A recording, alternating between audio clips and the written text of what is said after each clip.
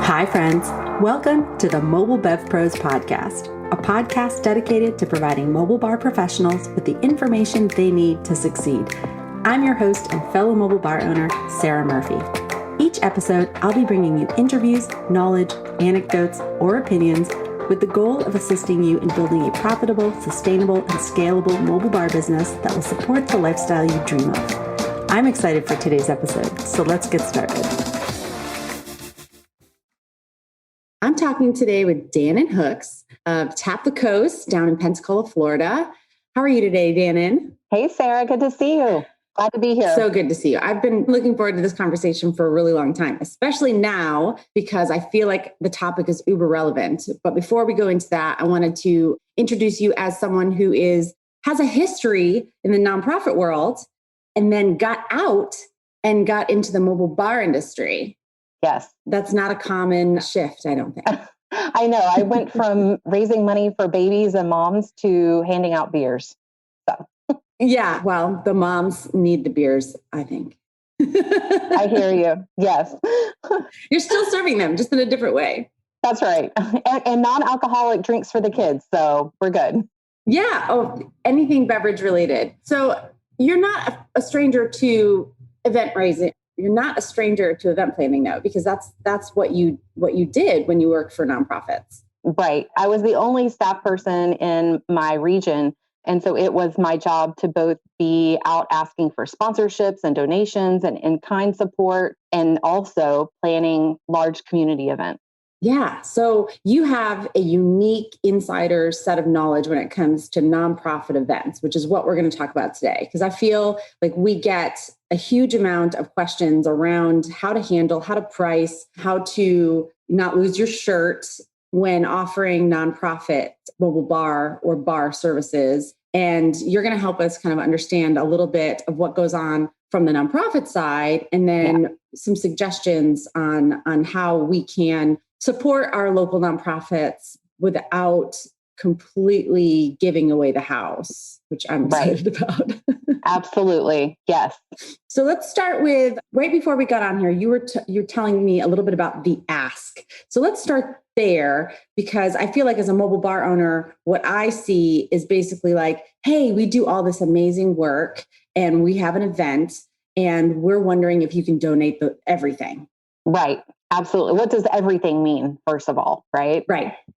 Yes. What they see is, and this goes with our couples and our other clients that we work with too, is they see a mobile bar that just pulls up and magically everything is there. We see all of the cost for cups and ice and garnishes and staffing and gas and all insurance, all of those things. So when they ask, can you donate everything? What does that mean? So first, I would say when you're approached with an ask is to be very specific and reaching out and saying, well, what exactly are you looking for? Do you have a budget? Because I will tell you, nonprofits have small budgets, but they do have a budget for every event, whatever it is that they're putting on. And I will say that if they value your service enough, they will absolutely make room in their budget for you. And I certainly encourage mobile bar owners to offer it. It's kind of up to you. I mean, if you want to give everything for free, you certainly can, but you're not going to stay in business for very long that way. Maybe find one or two, a couple of different, nonprofit organizations that their cause resonates with you, that you are passionate about, to give the most to, and then have sort of a standard nonprofit discount that maybe you offer to everyone else. Hey, we would absolutely love to be involved. I see what you're doing in our community. It's really great work. And I think that this is a great event. We'd love to be there. Would you be willing to cover our costs for XYZ? Whenever I was planning events for the organization I worked for, this is a sort of an example, our bounce house guy, he was happy to donate the bounce house for us and come and set it up. All he asked for was $20 so he could pay his guy who was on site to cover his costs for staffing. Simple and easy to do. So I think what I would do is say, hey, we're happy to do this in kind, but here are our hard costs, and let's come to an agreement on that. Budget in some profit for yourself, and then go from there.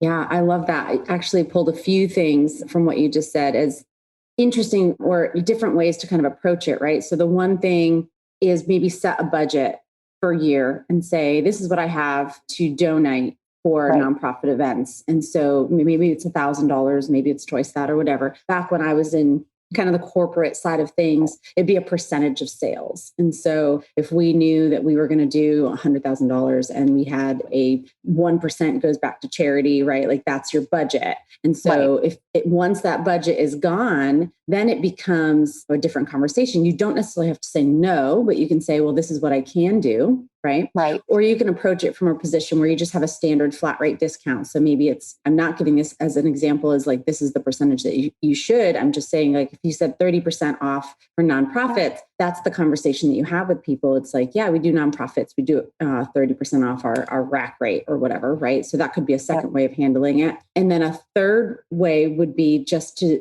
do it at cost. And then that's the way that you engage with nonprofits. I also invite people, and there are some resources on the membership site about doing donated services. I invite people to participate in causes that mean something to them personally, because it becomes a little bit more than just another event that you're donating if you are personally resonating with the mission statement. And in a lot of ways, that can also benefit your business in relationships too, because if people know, oh yeah, like that's the bar that always works with this cause that I'm on the board of or whatever, that goes a lot further than, oh yeah, they donate some stuff every year. Absolutely. And I will say too, whenever you do everything for free, you're going to be at this event and maybe they've promised, oh, it's great exposure. That's one of my favorite lines. It's great exposure. We're going to expect 500 people to be there. You'll be in front of it. We'll put your logo on the billboard or whatever. But if you're doing it for free, we all know as mobile bar owners how much work is involved, whether it's a 1 hour setup, a 5 hour setup, a 10 hour setup. And I think if you're just doing it for free, unless it's truly a passion project for you, you're going to end up kind of resenting it and maybe thinking, well, gosh, what did I get out of this event? You know, if you're going in expecting to get bookings out of it, maybe you shouldn't do it for free. If you're expecting to get absolutely nothing except for warm and fuzzies, maybe this is a good one for you to do in kind or at cost. Yeah. That I had a flashback when you were talking there of this nonprofit that I did. And it wasn't done for exposure so much as it was kind of it was like January, February, super dead. And we had just gotten our horse trailer bar out of production. And so I was like, that would be fun to kind of do and kind of work. And they're like, we want, and I was pretty specific, like, what are you looking for? And they're like, well, we'd love one of your mobile bars. I'm like, this is the one that I have. And they're like, that's amazing, because it was a pet nonprofit. And so they're like, horses, that's awesome. And then they're like 2 bartenders and like, we'll handle this and you'll handle this. So they were pretty specific about it. And they're like exposure and pictures. You're going to get pictures out of it. Great. We get there. There were so many more people than they thought there would be, which is good for them, but shitty for us. Like we got our butts handed to us, and they failed to tell us that they were going to use glassware, which, as you know, can be a real pain in the butt in a horse trailer with all those racks and where to put all of that in the trailer. And so it ended up being a real pain in the butt, and it didn't really reflect all that well on us and our service, because we weren't really set up for success. So I also recommend that don't treat nonprofits like different types of events. So you need all the same information that you would ask a wedding planner or a bride and groom about that event. And then make sure you get proper guest count, because sometimes it's really hard to tell, especially if they're like, we've sold this many tickets and we expect maybe a couple more. But if it ends up being a lot more, then you're in trouble. So that's my other suggestion, is don't treat it like a giveaway. Yeah, I agree. And, there's one other way that I wanted to suggest for folks to consider as a way to work with nonprofits. If you're not able to do it in kind, and if they maybe don't have a budget to cover what you're looking to get, tell them this is a great opportunity to find a sponsor for your bar. Businesses will sponsor your bar, and they can offer it as one of their deliverables. One of their benefits for their sponsors can be that their logo goes on a cup or a coaster or something, whatever, or signage even. That's super easy to do. But that way, number one, they don't have to come out of their budget to do it. And number two, it's a really great activation for any corporate entity or business to be the sponsor of. We actually have a repeat customer here who is a title company. And they're involved, they as a business are involved in sponsoring a lot of like charity events and golf tournaments and so forth. And that title company has hired us and paid our fee for multiple events now to go to these charity events where they are the sponsor of, and it's the XYZ company bar presented by kind of thing. So throw that out at them also as sort of an opportunity for them to, number one, fundraise and also have, get a new sponsor and cover your costs at the same time. Oh, that's so clever. And one that I absolutely wouldn't have thought of. I love that idea, because then you also are not only helping the nonprofit, but you're also building an ongoing relationship with a repeat client, which in our business isn't always easy to get, because a lot of our businesses or our events are one and dones in the way of like weddings or birthday parties or that kind of thing. Absolutely. I take really good care of this one particular client because they are one of our only repeat customers. And so it creates an opportunity. It's a win-win for everybody that way. You get paid. The nonprofit doesn't have to come off of their budget, and or they charge enough for the bar sponsorship that they end up not only covering the cost, but making something to go towards their cause as well. And it's just great exposure, if you will. I'm using my air quotes there, but just a really great activation for the corporate entity that whoever is hosting it. That's amazing. I would just say too, as far as whenever you are approached, if this is an event that you are going to do, the most important thing, just like you were saying with all of our other clients, every other client we would sign a contract with, right? So yes, absolutely lock down in detail the services that you're providing, the times that you're serving, all of the same things that you would do with a wedding or rehearsal dinner or whatever. You need to have a contract, even if it is $0, still have that contract in place. It's so important. Definitely. The thing that I was going to ask you is, I don't know what the Florida laws are regarding nonprofit special event permits, but I know here nonprofits can apply for and get single day special event permits. I think they can get a dozen a year. And so have you been asked by nonprofits to assist them in that process before? And how do you handle that? Yeah, actually, I'm glad we're going to talk about this. I had made a note that I wanted to talk about this, and it is the same in Florida. We can work with a nonprofit. In fact, I did this a couple of weeks ago for an organization called Keep Pensacola Beautiful, which resonates with me. I love our town, and their mission is all about sustainability. And I really try to incorporate that into Tap the Coast in using the tossware and using, other than plastic, minimizing the single-use plastics. Kegging, I always talk about, is eco-friendly. So their mission resonated with me, and it was a great way for us to partner together.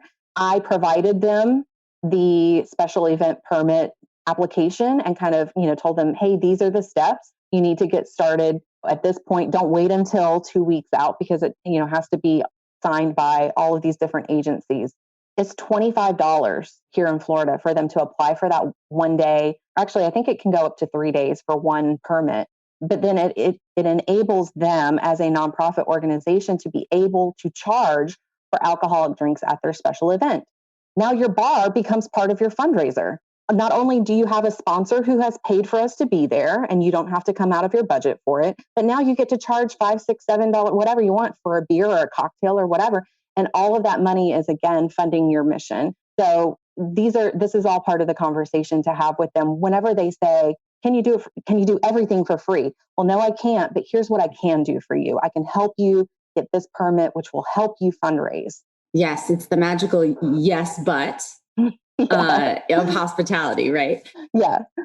I love that you have created a process around nonprofits that really is almost a service to them. By working with you, they know that you're going to kind of hold their hands and walk them through. These are the steps, because more than anyone else, I think nonprofits are confused by liquor laws. And so by you kind of taking that preemptive step of saying, as a nonprofit, these are your options, not only for fundraising with your alcohol license, but also sponsors, so they can get additional revenue there. But one thing I do want to make sure that we touch on for mobile bars that are maybe new or don't work a ton in the nonprofit space or don't have a liquor license at all, that you as a mobile bar cannot collect money under a nonprofit's special event permit. So what this cannot look like is them obtaining the permit and then you selling alcohol through your Square or cash box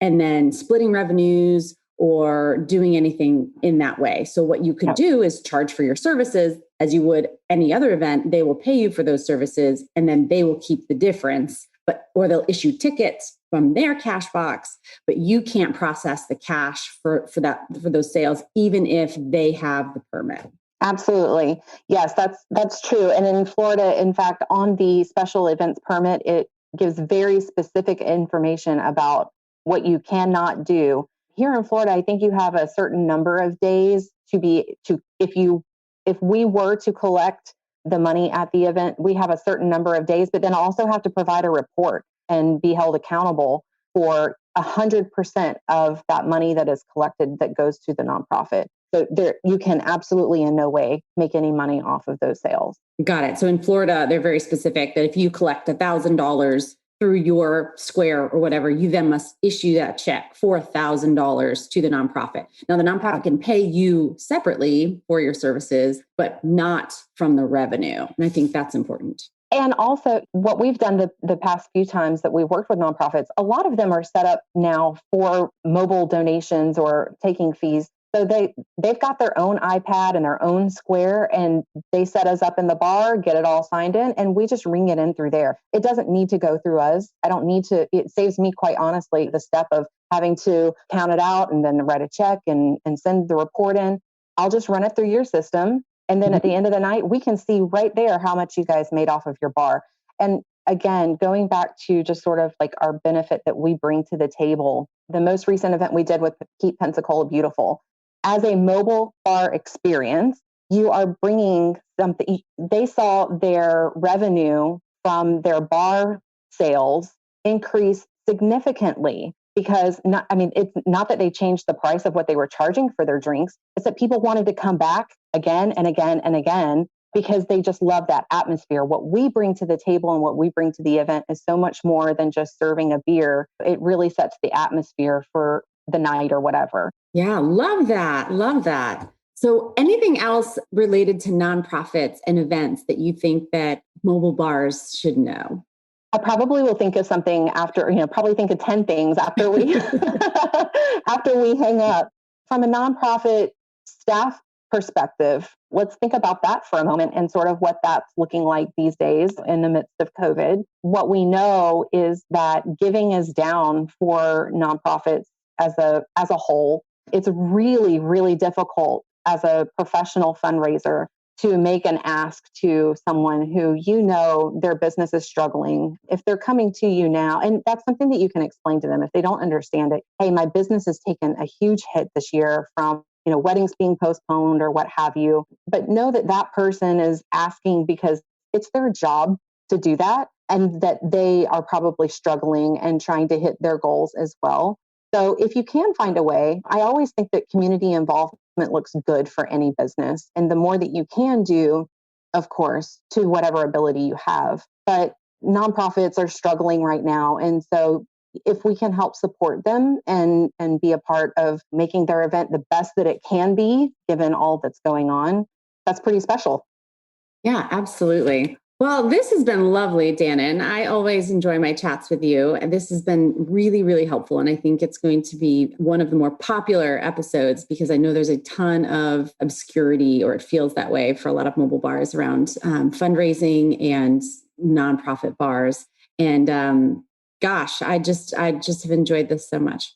If people have questions and want to reach out to me, I'd be glad to talk with them more about nonprofit events and sort of what we've done here. But I have really enjoyed talking and appreciate you inviting me to be part of the podcast. Oh my gosh, anytime. So you can reach Dannon at tapthecoast, that's .com, or on Instagram.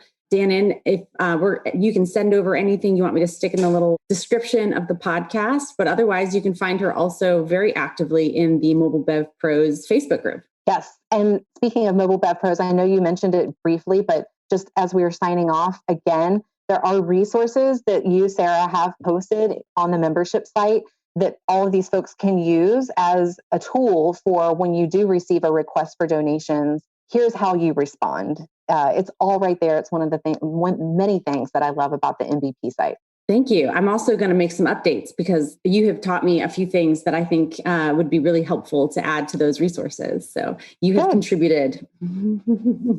Thank you, Dannon. All right. Have a great day, Sarah. You too. And that wraps up today's episode. I hope it was valuable. I would love to hear from you what you thought. You can drop me a line at hello@mobilebevpros.com or find me on Instagram at mobilebevpros. If you're looking for more valuable mobile bar related content, we have a website full of it. You can find us at www.mobilebevpros.com. And I'd love to see you in our Facebook community, also by the name of, you guessed it, Mobile Bev Pros. Thank you for joining me today. And until next time, cheers.